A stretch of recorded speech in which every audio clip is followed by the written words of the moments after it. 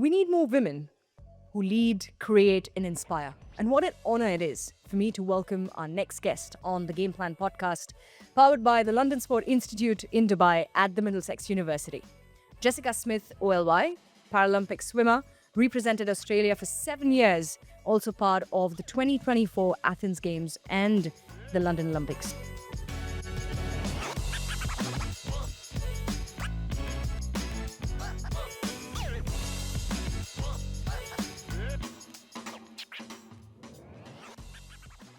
Jessica, firstly, for all the passion, the advocate that you are, not only you've inspired me personally, but everybody that has heard you or has been in your presence has been just awestruck. And at the moment, I am awestruck. So I apologize in advance for all the jitters that I might feel in this episode, but a warm welcome to you to Middlesex University. Thank you so much for having me. And don't worry, I'm nervous too, but I think that means we care and it's something that means something to us. So it's a pleasure to be here. Thank you so much. I know you must have said this a lot of times, but for our audiences, something that I want to ask you is just to start off, can you share your journey into swimming and how did you discover the passion for this particular sport? Certainly, I was born missing my left arm.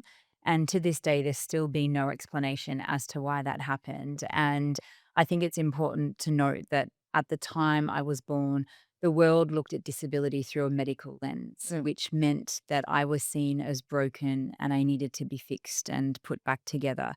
And that's important because when I was just 18 months of age, I was fitted with my first prosthetic limb.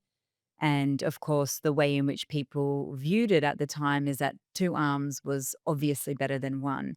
But this so called aid and device that was meant to help me actually nearly killed me. I Mm. had a really tragic accident in the kitchen where, using my prosthetic arm, I pulled a freshly boiled kettle down onto myself and I sustained third-degree burns to 15% of my body as a young toddler. I was in hospital for many years and underwent treatment in, that time, and I don't remember the specifics, but I grew up in a world where I was told I wasn't good enough, I wasn't strong enough, smart enough, pretty enough because of the fact that I had a disability, and I found my solace in sport. Sport was a platform where I was able to showcase my capabilities and to prove to myself and to the world that I wasn't going to be limited by my disability and the fact that I looked very different. And I remember playing all sorts of sports as a young child. Growing up in Australia, it's a very sporty nation. I have three younger brothers. They taught me how to ride a skateboard, kick a football. And the natural progression was into more structured sports. And I fell in love with swimming. When I was 10 years old, I competed at my first school swimming event. And as I was walking out, a teacher stopped me and he said, are you sure you can swim the full length of the pool? And I remember just feeling so embarrassed and so humiliated. But it was as if I was also so used to that toxic negativity of people making the assumption that I couldn't do something. And I had a really profound choice to make in that moment as a 10-year-old. I either listened to Mm. what he was saying and his doubts, or I listened to the voice inside me saying, of course you can swim 50 meters freestyle. And not that I was anyone to follow the status quo or to listen to authority. So, of course, I dove in and I swam as hard and as fast as I could. And I won the 50 meters freestyle, beating all the girls and boys with two arms. And for the first time in my life, I felt as though I was being acknowledged for what I could do rather than being limited by the perceived assumption from others about what they thought I Mm. couldn't. And when you achieve something that others say can't be done, it's exhilarating, and that was how I felt in that moment, and I knew that I wanted to hold on to that for as long as I could, and that was the beginning of my journey into swimming. So when you reached the other end of the pool, you beat everybody who was abled. Did you ever think that you were going to be an Olympic athlete? And I don't want to state that as Paralympic because I feel an athlete who competes at that level, period. There is no Mhm. there's no distinction whether it's a Paralympian or Olympian. No, you are an Olympic athlete. So did you know at that stage that that's how far you're going to go in life? At that stage, no. I think it was just it made me feel so fantastic, and I didn't know what was to come, and I didn't know what was involved with making it to the top either. And I think, for my parents, they were so supportive because they could see that it meant so much to me and that their daughter was actually able to find something that allowed me to step out of the limitation of disability. And so I think it was something that grew with me in time, but I excelled very quickly. So by the age of 13, I had made my first Australian swimming team. And I think the enormity of it didn't come until much later, Hmm. because I excelled very quickly. Maybe those first few years came a little bit easier, and then the hard work started and the reality and the realization that if I wanted to go to the top, then there was a lot of hard work ahead of me. Can you tell us a little bit about representing Australia? Of course, you did it at a very young age, but representing Australia in the 2004 Paralympic Games in Athens. What was that moment like? I've heard a lot of interviews and podcasts about athletes just wanting to be there. Winning it, getting an Olympic medal is a completely different story altogether. But just being in that moment, what was that for you? There were a lot of trials and tribulations in the lead up to Athens, I'm not going to lie, and I think, you've mentioned before that Paralympic versus Olympic, there was a lot of discrimination Mm. happening at the time, especially within Australia in terms of funding and sponsorship.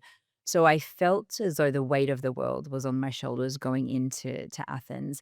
I did go to Athens to win, but I don't have the Hollywood fairy tale ending to my swimming career, as a lot of people might assume.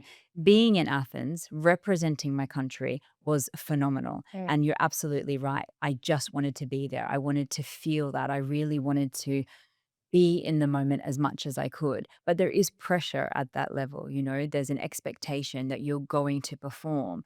And for me, that experience in itself was very bittersweet because obviously it was the highlight of my career, but I underperformed when I was supposed to excel. I was expected to medal in 5 events, 3 individual and 2 relays, and I'm the only member of the Australian Paralympic swimming team that didn't make a final in Athens.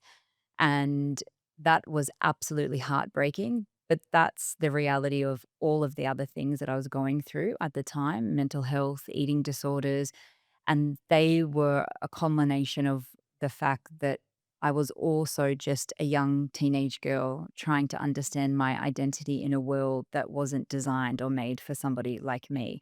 And so it was a very complicated time, but it's hard to explain that it was the best moment and perhaps also one of the lowest moments of my life as well. My entire family had traveled to Athens to be there to support me. And I remember the 50-meter freestyle heat and turning around, looking at my time and knowing that there was no way I was going to make the final. And it's devastating. I felt that I'd let my country down. I felt that I'd let my family down, my coach.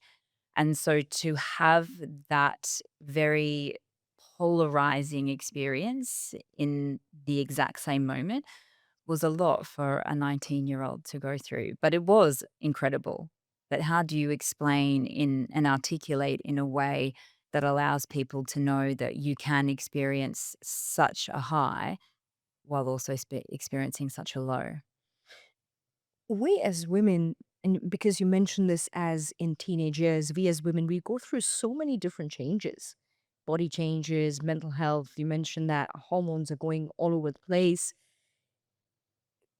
When you've, I mean, I can already see that you've demonstrated such high level of resilience.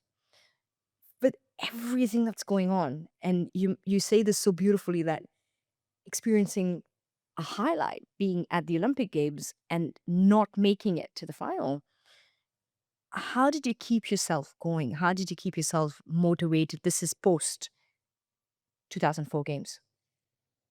It's a really good question because that was probably the hardest moment in my life of making a decision of whether I continue training or whether I prioritize my own health and well-being.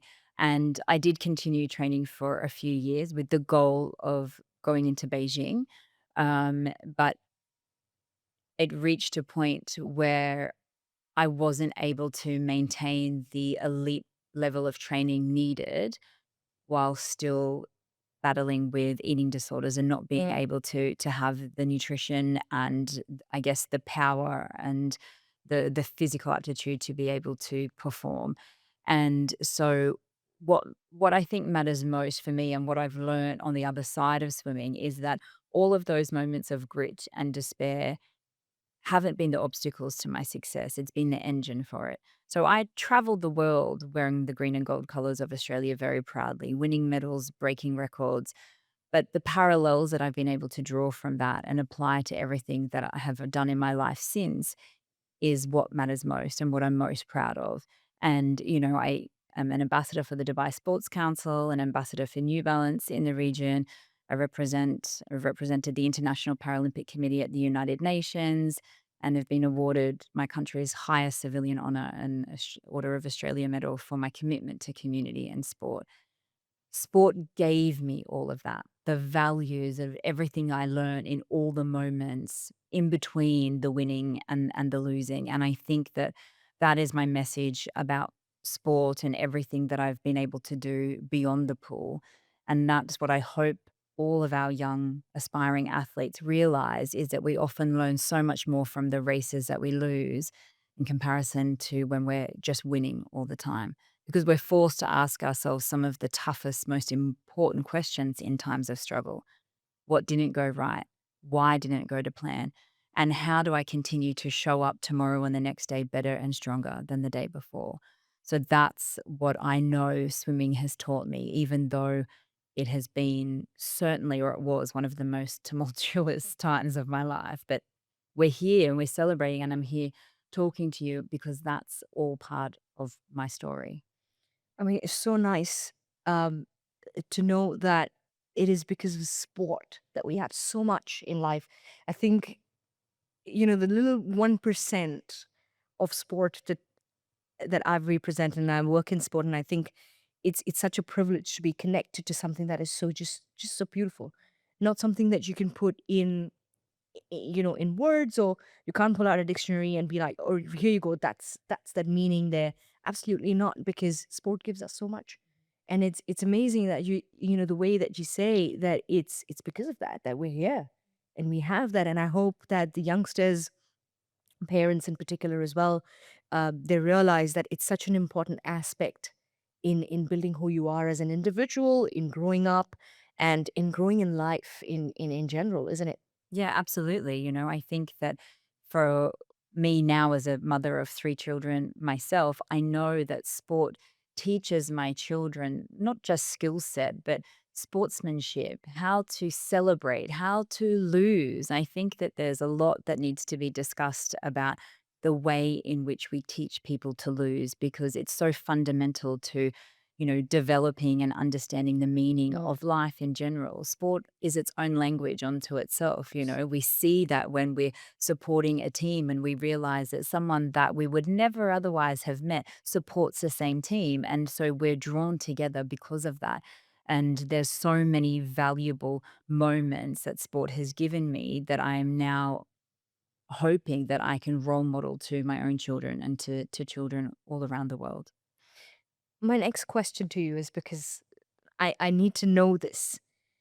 Who or what has been your biggest source of inspiration throughout your journey, or continues to be your source of inspiration?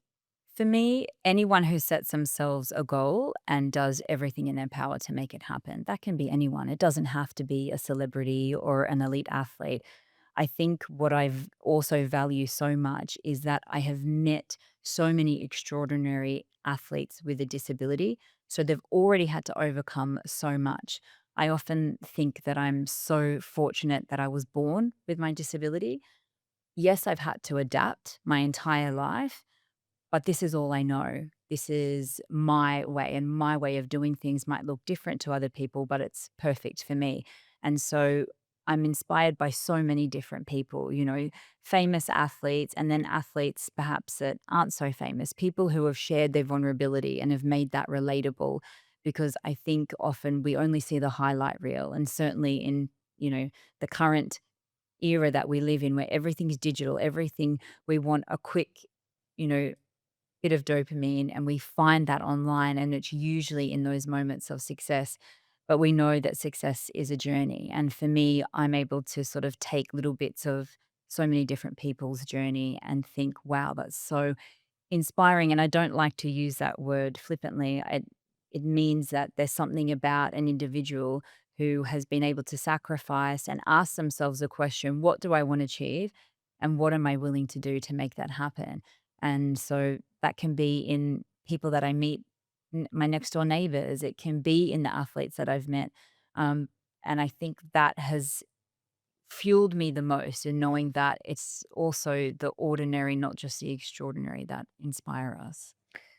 Are there, because you talk about everybody that comes across in the way, neighbors, friends, and whoever you meet, whether they're an elite athlete or they just, are engaged with sport for leisure or to keep themselves fit.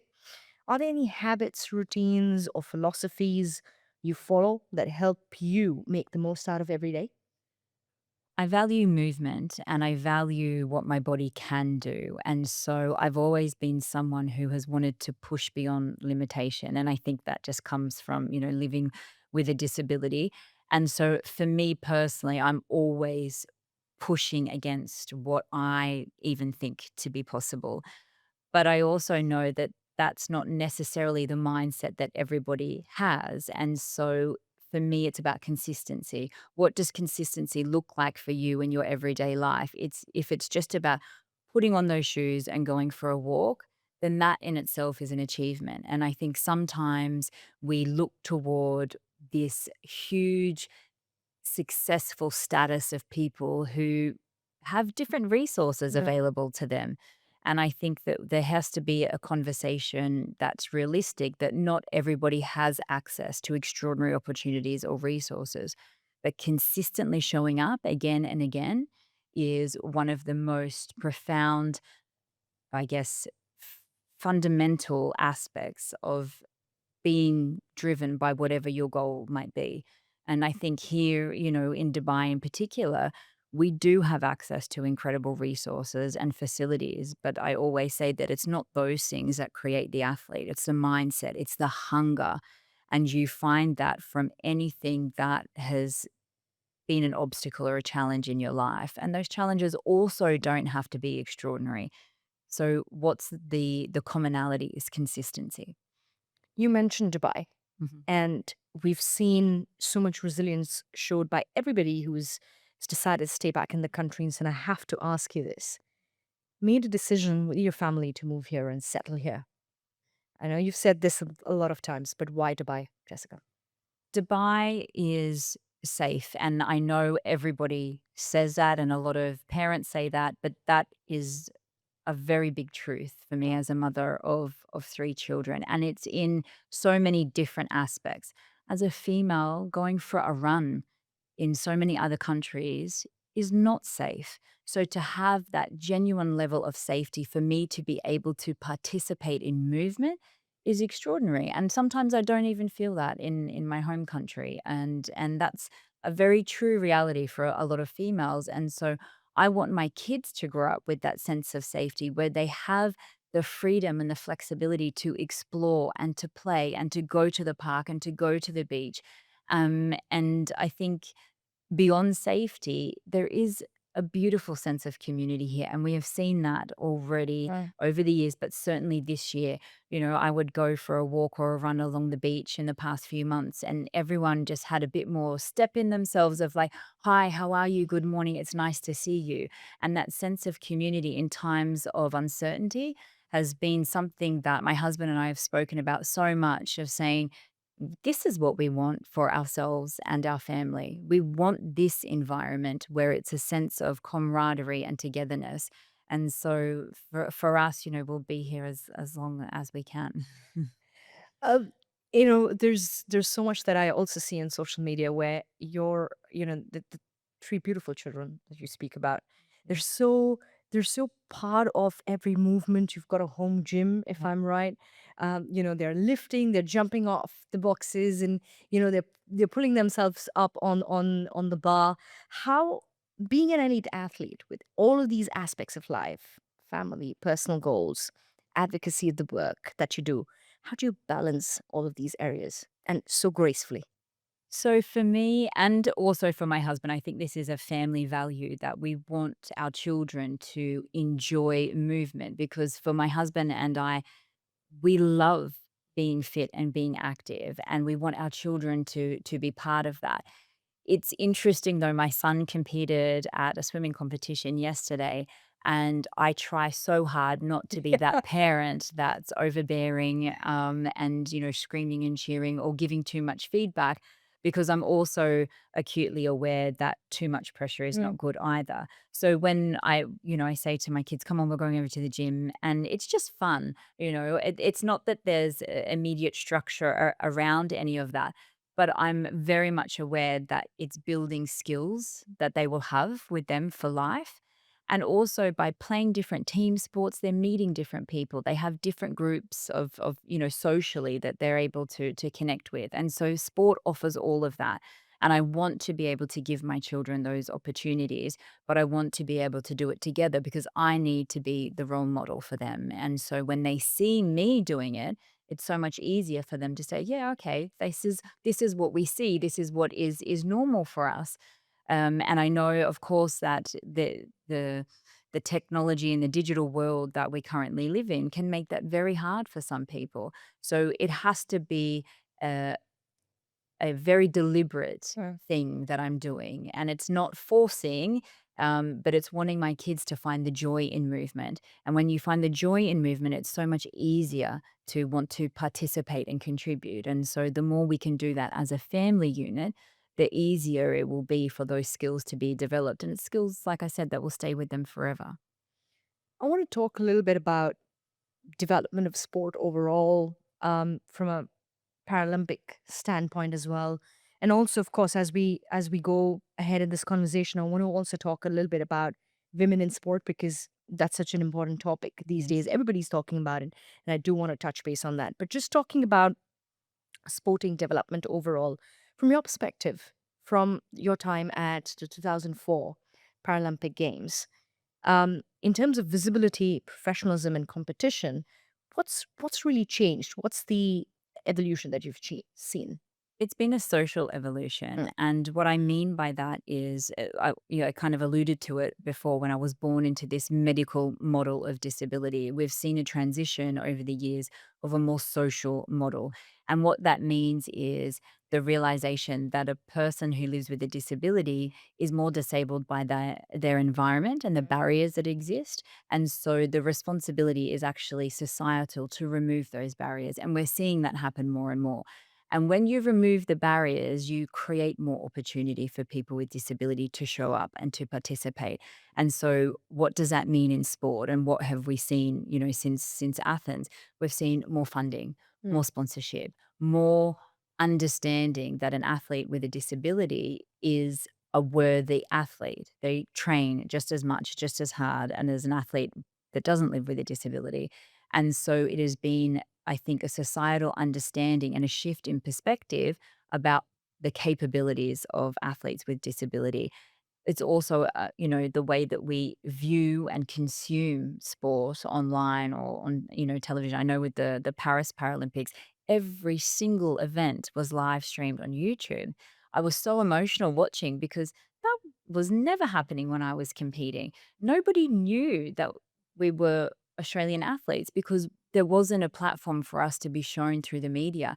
So now that you have that, now that people have access to be able to view and see the performance of athletes with a disability, they realize that this is something that they also want to be part of. And so you expand the participation, but you also expand the viewership, the audience, and the contribution. And so that has been so profound, because it means that athletes are now getting the visibility that they deserve, but also the accolades that they deserve. So I think it was also in Paris that it was the first time that Australian Paralympic medalists were ever paid, even though Mm. Olympic athletes had been paid for many, many years prior. Wow, that's very shocking to hear that Yeah. that there was no, there's not even like a per day allowance for the athletes. There was not no support. in no monetary support whatsoever, no Mm. investment. So it becomes a struggle, Mm, and it certainly becomes a a weight to carry. Certainly for me at the time when I was competing, I was only training with other athletes that didn't have a mm. disability. And so to see my fellow teammates who were on scholarships, who were getting, financial incentives while I was working 3 jobs and studying at university and paying for train, like, it's a lot. And there was a lot of frustration that I felt at the time. But that shift has meant that there's so many more opportunities now for Paralympic athletes. So, just from a technical standpoint, I want to understand. Of course, there are certain. Let's take swimming as a sport, and I mean by no means to make a comparison between athletes, Paralympic athletes, and Olympic athletes, but from a rules and regulations perspective, are there differences in terms of technical rules? That we have for both the different athletes. So in technical terms, no. Mm. But what does happen is, and it's okay to acknowledge that there is a difference, right? There's going to be a difference in terms of the speed or Yeah. someone who is missing their arm and doesn't have the same upper body strength as an athlete who Mm. does have both of their arms in the pool. Technically, no, the rules are exactly the same. What happens is that athletes are put into a classification depending upon their disability. Yeah. So whenever I would be competing internationally or within, Australia at the high level, I would only be competing against other female athletes that were in the same category as Right. me. That's the way in which to make it fair. Mm. And so it would mean that I wouldn't be able to compete against a female athlete who was missing both of her legs, for example, because it wouldn't be a fair way for that race to be swum or to be won. And so they do that across all the sports. There's various classifications, and that can be confusing if you're watching for the first time. But again, that all comes in the education part around the Paralympic sport and what we've seen, and the fact that people are more open and willing to understand and to learn those differences. And so it just allows for a more fairer system. But in terms of the rules, it depends on what sport you're in. But in swimming, no, it's all the same. That's actually very, very good because Yes. you're just, that entire barrier, which is difference, discrimination, you've taken that off completely. Yeah. And you're treating everybody as an equal, and that's the identity that you're giving to every athlete, no matter what ability they're at. Absolutely. If you're a false start, you're out. Mm. And that's just it. If Yeah. you obviously, if I'm swimming butterfly, I have to show intent that I'm touching with 2 hands. So there's things like that. But I'm not going to touch with 2 hands because I don't have 2 hands, but the officials need to see that that is the intention. And so beyond that, the rules are the same. And I think you're absolutely right. If we are striving for equity and equality, then people with disability also need to be part of that Mm. solution. We can't constantly be saying that, the world is unfair and we're at a disadvantage. No, we need to be driving that as well. And so the fact that the rules are the same, absolutely, as they should be.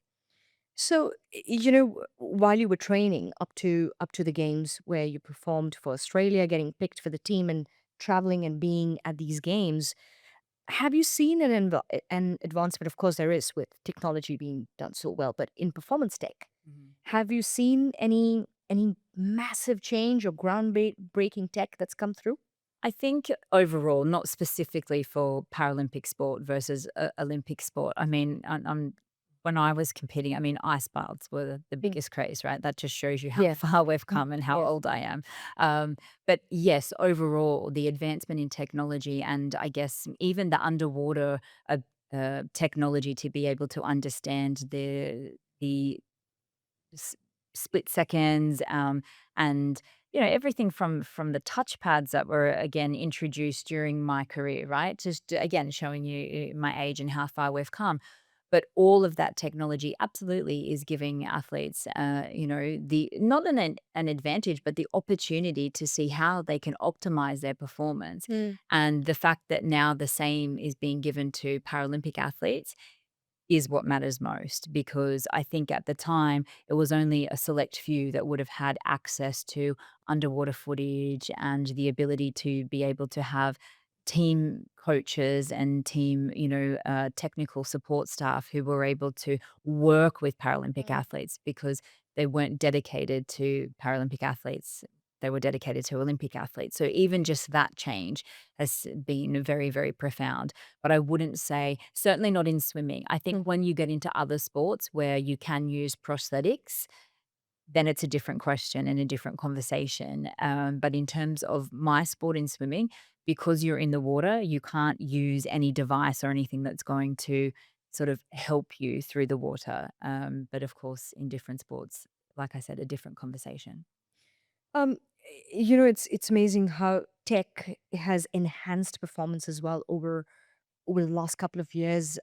We see, especially when we talk about athletes versus female athletes and their performance. I think there was a great difference where male athletes were performing here Hmm. and female athletes were performing here. But thanks to research and sports science, now that gap's become much lesser.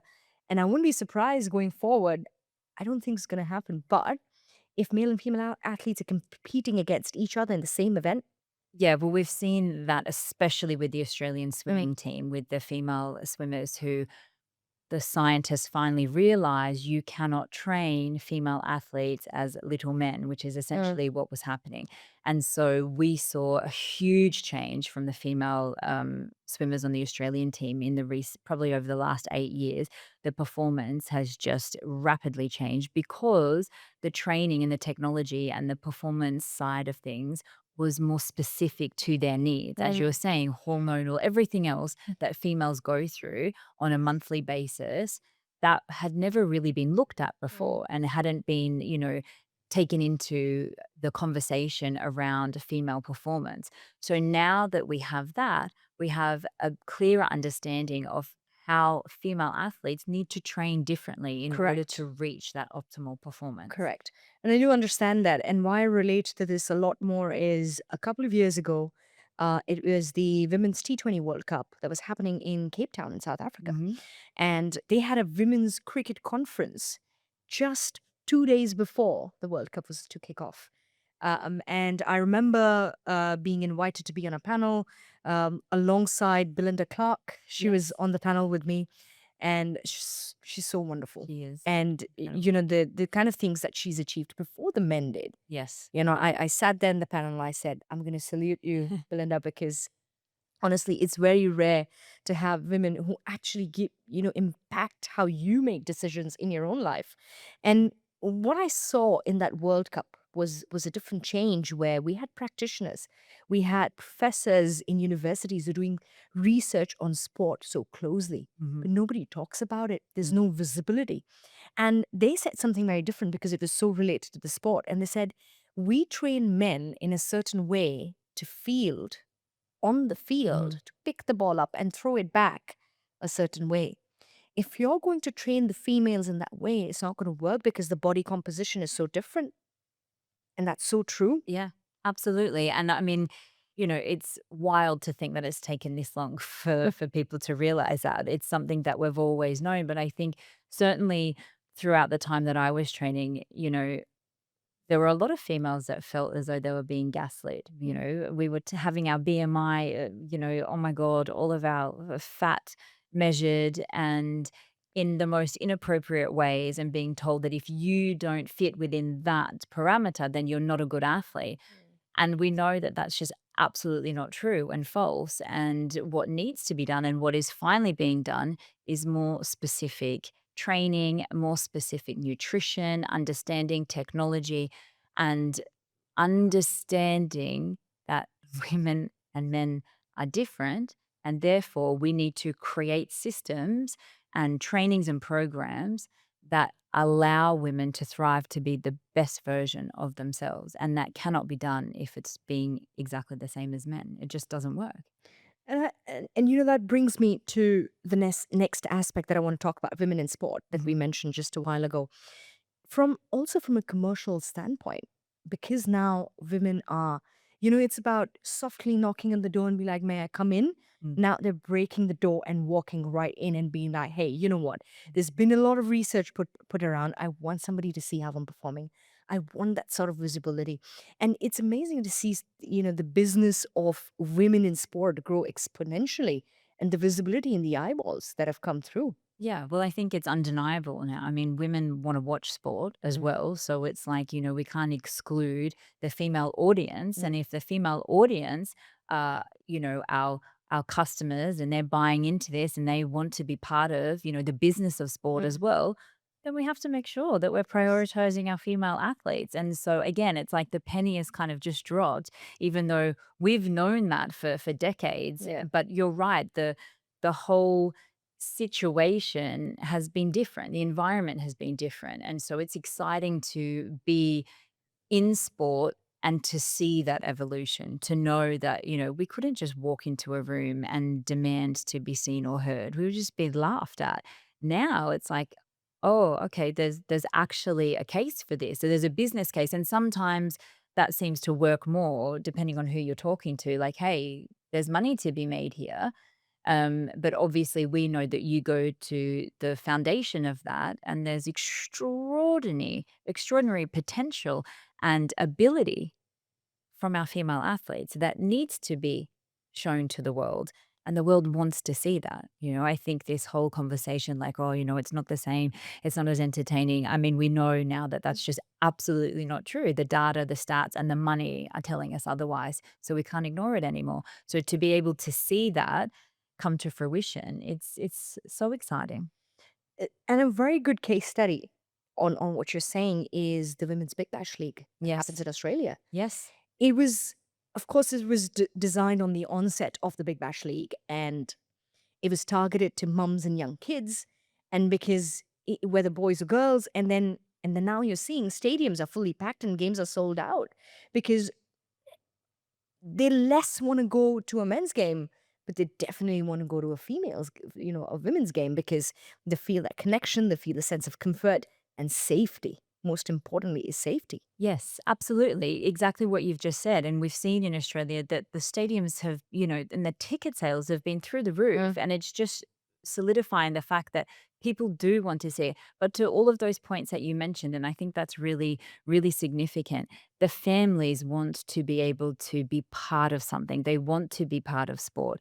And, that sense of safety is also so crucial for women, for mothers, for families, for parents.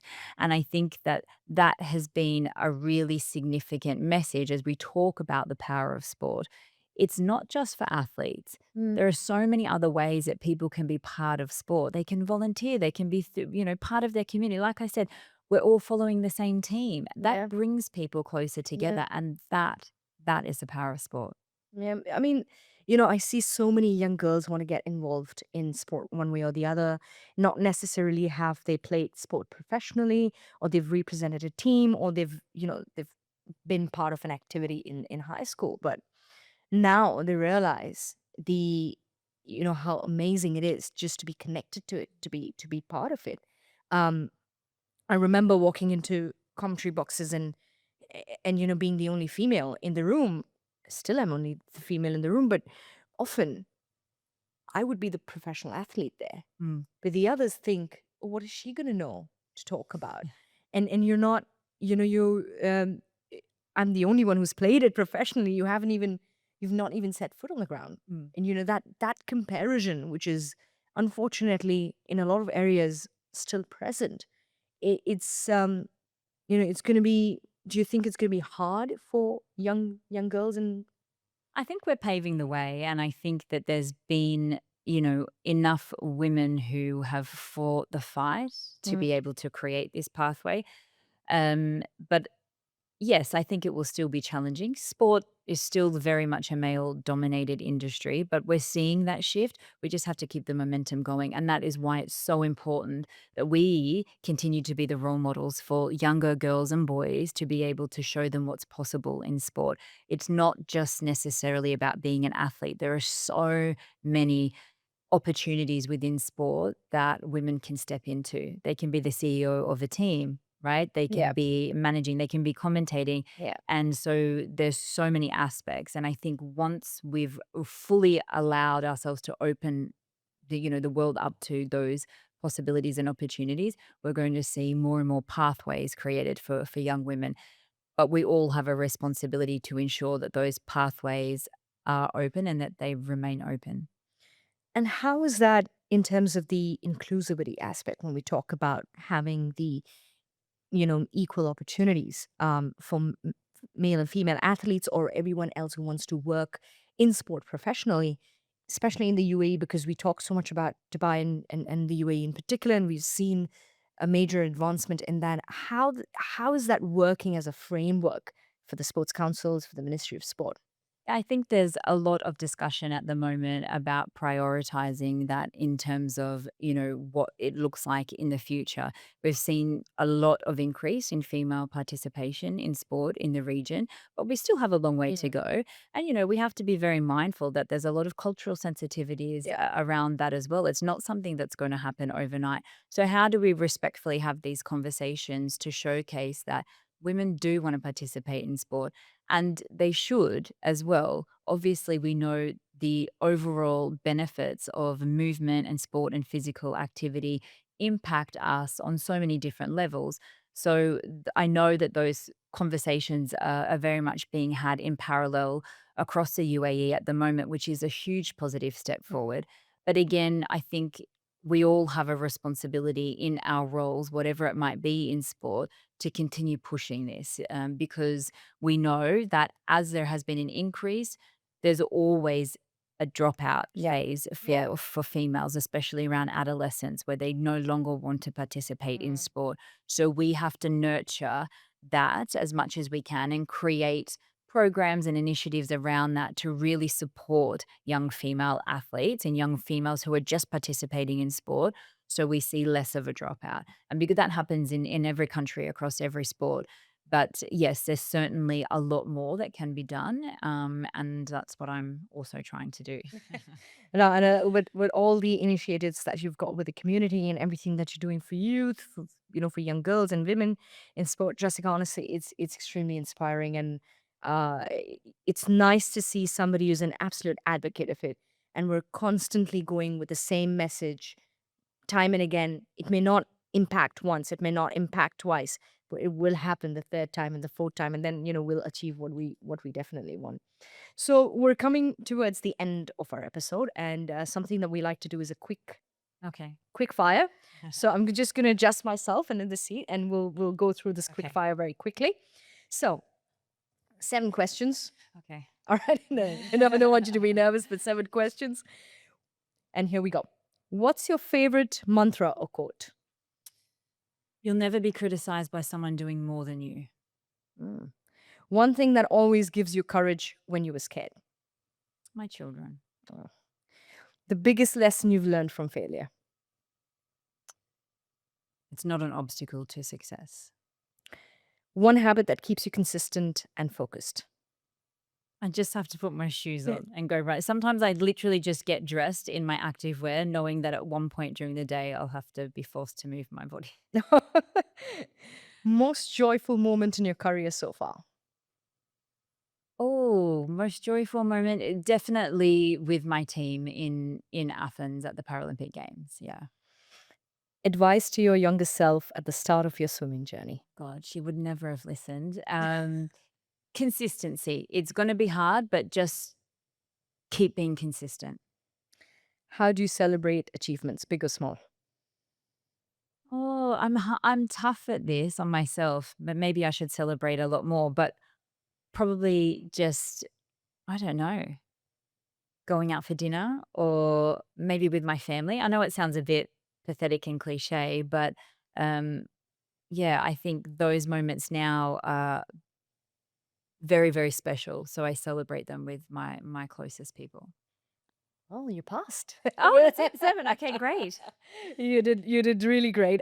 Jessica, you are a testament of power, resilience, courage, and so much more. And you're living life to the fullest. And it's honestly an honor, privilege, and everything else that I can say that I've had this opportunity to have this conversation with you.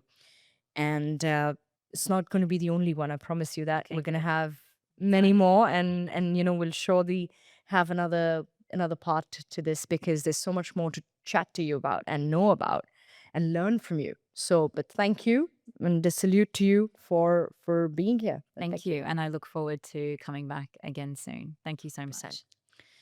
To everybody who's watched, to everybody who's tuned in, stay tuned because we're going to continue to inspire you with stories that move you, something that you can take away, something that you can learn from every conversation that we bring on the Game Plan podcast at the London Sport Institute in Dubai, at Middlesex University, Dubai. Stay tuned, don't go anywhere. We'll be back with more interesting stories.